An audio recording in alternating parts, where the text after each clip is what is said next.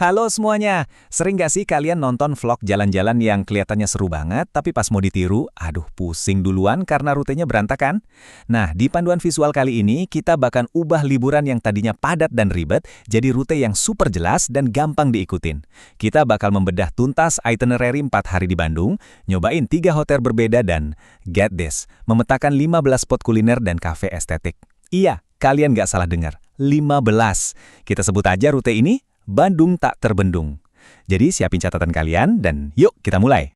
Di layar udah ada agenda kita nih. Kita mulai dari logistik transportasi cerdas, terus lanjut ke hari pertama di Alam Lembang, dago hopping di hari kedua, kuliner estetik di hari ketiga, penutup santai di hari keempat, dan pastinya ditutup sama rincian anggaran. Oke, masuk ke langkah pertama, logistik perjalanan dan transportasi.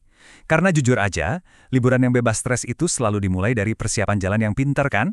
Kalau kalian naik kereta Papandayan, kalian punya dua opsi menarik nih. Kelas prioritas di harga Rp300.000 itu benar-benar ngasih pengalaman mewah nih. Kalian dapat welcome drink, kursi rebah yang super nyaman, sampai toilet eksklusif. Tapi buat kalian yang pengen sedikit berhemat, kelas eksekutif di kisaran Rp175.000 sampai Rp250.000 juga udah sangat nyaman kok. Lengkap dengan fasilitas standarnya, tinggal disesuaikan aja sama budget kalian. Nah, ini dia strategi transportasi lokal yang beneran game changer. Di hari pertama, sewa motor adalah jalan ninja kalian buat menaklukkan tanjakan Lembang dan ngelewatin kemacetan. Terus, untuk hari kedua sampai keempat, pas kalian udah balik ke tengah kota, mending pesan Gokar atau Grab dan bagi tarifnya berempat. Sumpah, ongkos harian kalian bakal jadi sangat murah. Lanjut ke hari pertama, Lembang dan pesona alamnya. Buat menjauh sebentar dari hiruk-pikuk kota, kita mulai dari Rumah Tera. Ini adalah guest house seharga Rp230.000 yang udaranya udah luar biasa sejuk. Saking sejuknya, kalian beneran gak butuh AC sama sekali di sini. Dan maraton kuliner kita resmi dimulai. Bayangin makan ayam kampung yang super juicy dipaduin sama sambal hitam dan sambal bawang di rumah makan Cap Ayam. Rasanya bener-bener nendang.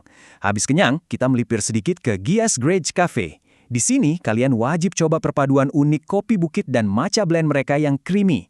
Yang bikin makin asik, cukup bayar Rp15.000–Rp20.000 aja, kalian udah dapat akses buat santai-santai di taman bunga mereka yang estetik banget buat difoto. Masuk ke hari kedua, waktunya maraton kafe di daerah Dago. Nah, disinilah kekuatan jalan bareng teman-teman kerasa banget untungnya. Kalian bisa check-in di Cara Hotel, tempatnya cukup luas, dan kalau dibagi berempat, biaya nginep per orangnya itu turun drastis jadi di bawah 100 ribuan aja semalam. Murah banget kan? Perut mulai lapar? Perjalanan berlanjut ke Comeback House buat nikmatin hot pot rice balls lengkap pakai telur omega dan lelehan keju. Terus, kalau kalian butuh pelarian sejenak dari keramaian, langsung aja ke Lebak Caringin. Suasananya benar-benar menenangkan, udara Dagonya seger banget, dan pas banget buat makan semangkok mie ayam hangat. Masuk ke malam hari, sempatkan seru-seruan di kafe yang ada fotoboxnya sambil nyicipin es klepon keju yang unik, sebelum akhirnya menutup malam dengan comfort food di Bakso Cap Haji yang lokasinya persis di dekat hotel kalian. Hari ketiga, spot dan kuliner estetik.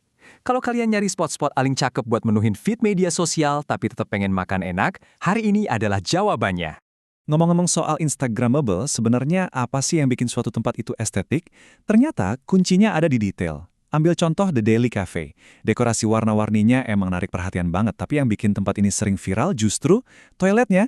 Yap, toiletnya dirancang sebegitu estetik sampai sering trending. Siapa sangka jalan ke toilet bisa jadi konten yang memukau ya kan? Dan yang bikin happy, nongkrong di tempat seestetik The Daily Cafe ini gak bikin kantong bolong, karena menunya mulai dari belasan ribu rupiah aja. Cocok banget buat WFC.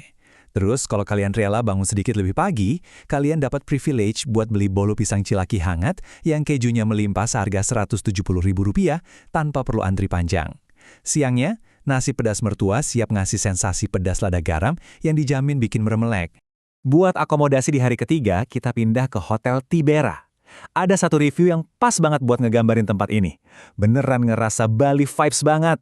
Mulai dari lobinya, cermin-cermin estetik yang tersebar di mana-mana buat mirror selfie, sampai desain kamarnya. Dengan harga di kisaran 300 ribuan, tempat ini kerasa mewah banget.